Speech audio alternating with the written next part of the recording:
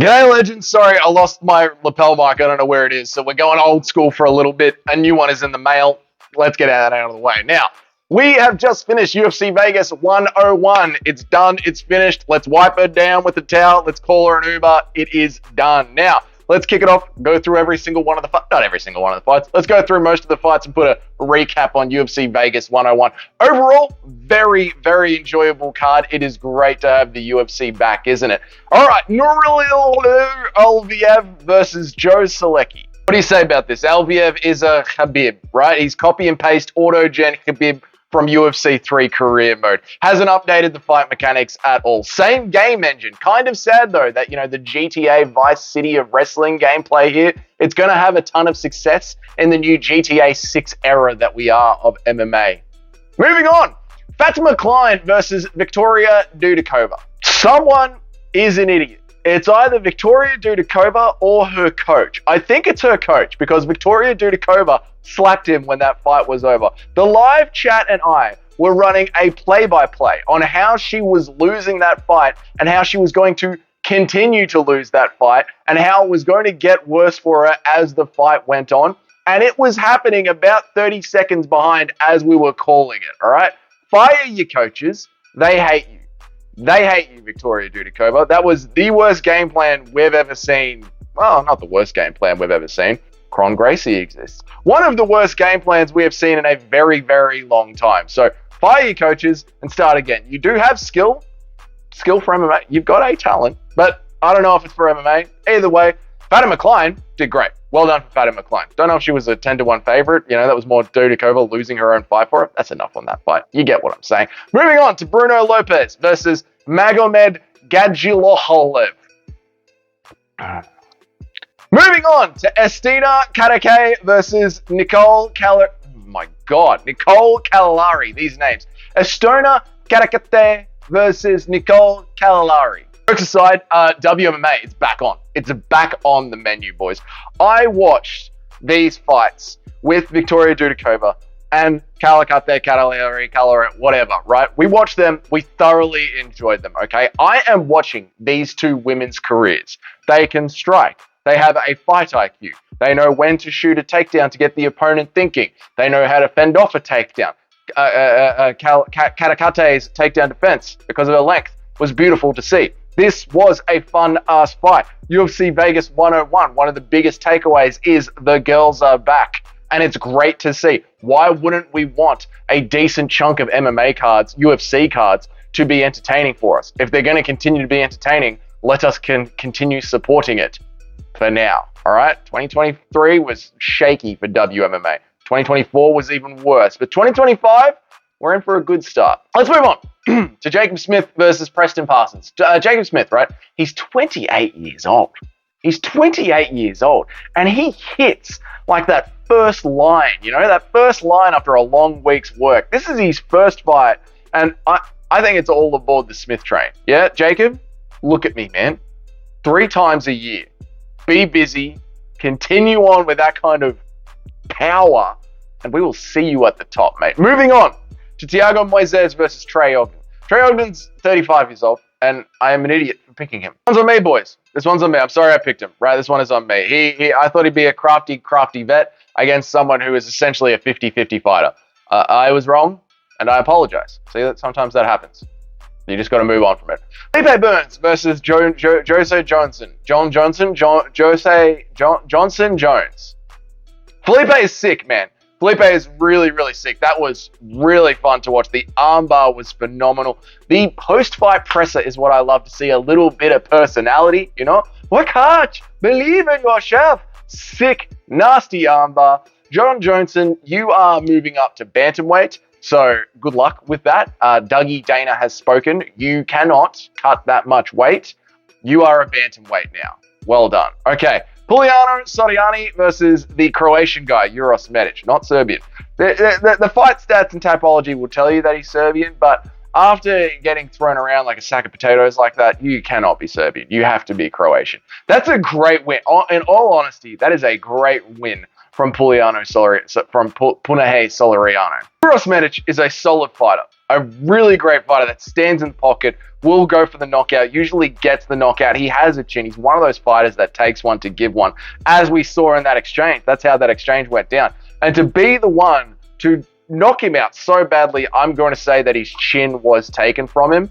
I hate to see it happen to a Croatian brother, but it's amazing, right? And with the way that Paulinho Soriano is built and his post-fight reaction of just giving himself the huck tour at the end, I think he's going to have a very long and successful career. We could be looking at like a Carlos Ulberg-esque rise to the top here if he keeps his head on straight. Pretty cool to see, yeah?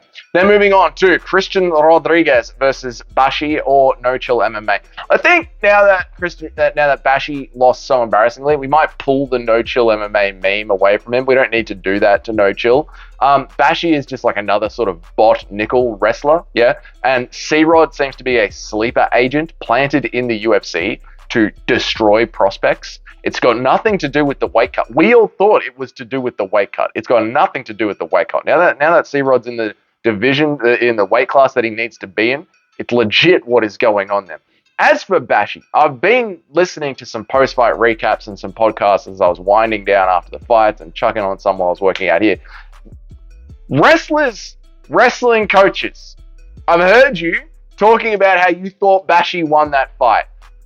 Read the fucking rules of MMA. They were updated in 2017.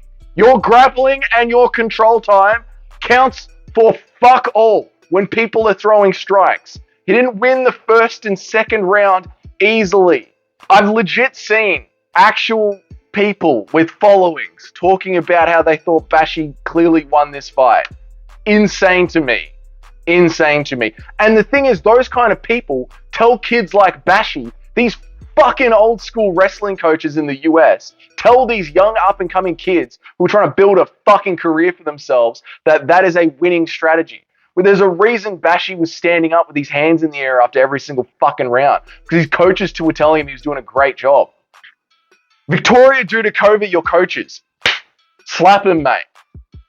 Fucking hell. Moving on to Kopylov versus Curtis. Curtis looked good, man. We're gonna laugh at Curtis, and it's gonna be great. We're going to laugh at him, okay? But Curtis lost well, right? He was losing, but he was losing well. Now, I knew as I was watching it, people were going to go all over the place on scoring this one, and fair enough. It was one of those kind of fights where I can understand why the audience would be split in their scoring for this one. But Roman was going to win this on the decision. He won round one. He was going to win round three. Curtis could have maybe had the robbery win, but at the way that it turns out at the end of the day, hindsight being 2020, the judges had it right going into it. But in the moment of watching that fight get stopped early, and it was stopped early, 1 second early, but either way, it was stopped early. There are reasons why Chris Curtis had the crash out of all crash outs. There are many reasons. Number one, his coach just told him that he won the first round, right? So if you're Chris Curtis, you're in your head, you've won the first round, you've won the second round. Yeah, the third round's not going well, but hey, we're going to get the win here no matter what. You get knocked down and you're taking your time to get back up. Why? Because you've heard the clapper go off. Roman Kopylov is nowhere near you. You know that you're 2 rounds up. So you're going to just take a second to stand back up. In that second of you standing back up, the fight gets called off.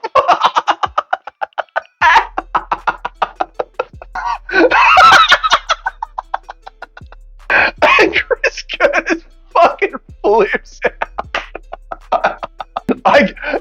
It's like, I get it. If I was in Chris Curtis' shoes, I'd be flipping out as well, because he legit thought that he was up 2-1. So obviously he's going to crash out. Obviously he's going to flip out, man. And the fact that it's happening to Chris Curtis, out of all the people in the UFC, like, this could only happen to 3 people. Jamal Hill, Merab Dvalishvili, and Chris Curtis. But for it to be one of those 3 people, what happened to my microphone? For it to be one of those 3 people to have that kind of a crash out is nuts, mate. To have that kind of a lucky uncircumstance for that to happen. Oh, man, I feel for it. There's like a point where it gets funny, and then there's a point where you feel for him, and I feel for him after that one, dude. Cesar Almeida, right? Let's get on to him. He has a career now, dude. It's on for him now. A win over Poatan. And a KO like that, yeah, watch ESPN do its thing. Watch ESPN get that production team rolling. For me, one of the biggest things as well when I'm watching a fighter, especially new fighters, I say it all the time, is, do you have the fire? Do you have the fighter in the fighter? Do you have the will to win? Or are you just a Kevin Holland showing up for a paycheck? Are you a Yuri Prohaska, or are you a Kevin Holland? Yeah, and that is what I look for. And Cesar Almeida has that, because when he was getting pressed, he was like, "Fuck you, mate. You're gonna fucking press me, mate. You want to fucking go, mate? I'll fucking check you, mate." Bam! And just ended it. And that is what you want to see in a cage fighter. That was beautiful to see. Santiago Ponzinibbio, Dominic Reyes, GM3, Charles Johnson, right? These are the old crafty vets. There are times when you see a 50-50 fighter. He's like 28, 30 years old, and he's in there against a 35-year-old. You're like, the crafty vet is going to win. These are how these picks happen, because of guys like Ponzinibbio and Reyes. I'm really happy for Ponzi, man. I'm really, really happy for Ponzi. He was one of those guys like that we were like, he's going to be good. He's a prospect. He seems like a good guy. And then his career just went, like, it just crashed out. But now that he's back and he got that sick knockout and he wants to be active this year and he seems healthy, it seems like we could be on a Dominic Reyes redemption arc with Santiago Ponzinibbio. I'm here for it. It'll be fun. Carlston Harris, he's 37. I'm not kidding here. He's 37, he's 4-3. Give him the next two welterweights off the Contender Series, and then if he win or lose, no matter what, just cut him anyway. All right, boys, that was it. UFC Vegas 101. Hang on. No, there's one more. I'm kidding. Seriously. The girls, they showed up. They really did show up on this card. All three of the female fights were amazing on this card. It's been, like I said at the start, it's been a hard 6 months for WMMA. It's been a hard 12 months for WMMA. It has been atrocious. It's been absolutely atrocious. But last night, WMMA was Little Volk. It stood up for itself, you know? And so did Dern. The striking with Dern was on point. Yeah, there was a couple of Juliana Pena sort of throws, but that's going to happen on the big jobs. You know what I mean? But her striking overall looked really crisp. It looked good. She learned how to take down. She learned how to shoot a takedown. The takedowns were there. The grappling was there on both sides for Ribas as well. Ribas was doing really good counter grappling. The grappling was there for both sides. They were both fighting back. It was back and forth. It was skillful. And then Dern, she latches up. Like, now that Dern knows a little bit of striking, knows a takedown, and she has that jiu-jitsu on the ground, now she is a dangerous prospect. It was great. Well done, ladies. Well done, UFC Vegas. Well done, the UFC Apex. We give WMMA and the Apex a ton of trash in the community. So it is time. This is the week to give it a ton of praise, or at least, the Sunday, Monday before we get into UFC 311. This is the time to give it a ton of praise. So WMMA, UFC Vegas, UFC at the Apex, great card. Solid card. I would say a 7.5 out of 10 card. Couldn't ask for more for the first card back. It was entertaining. It was fun. The pacing was great. The main event was quite good. Co-main event was great. The feature fight was great. Thank you very much, UFC Apex. It was wonderful. Guys, if this is your first time here, please go ahead and hit that subscribe button. My name is Dougie. I try and make an MMA video every single day of the week, Monday through Friday, and I try and go live about 3 times a week. So if you want to know when I go live, hit that notification bell next to the subscribe button. And even then, YouTube might not notify you. So, good luck. Follow me on Twitter if you want to know when I go live, because I post it on Twitter as well. And if you guys are already a supporter of the channel, please give this video a big old thumbs up, because these reaction videos to the Fight Night card, they sort of tank. They sort of tank in the algorithm. So if you could give this one in particular a thumbs up, that would be great.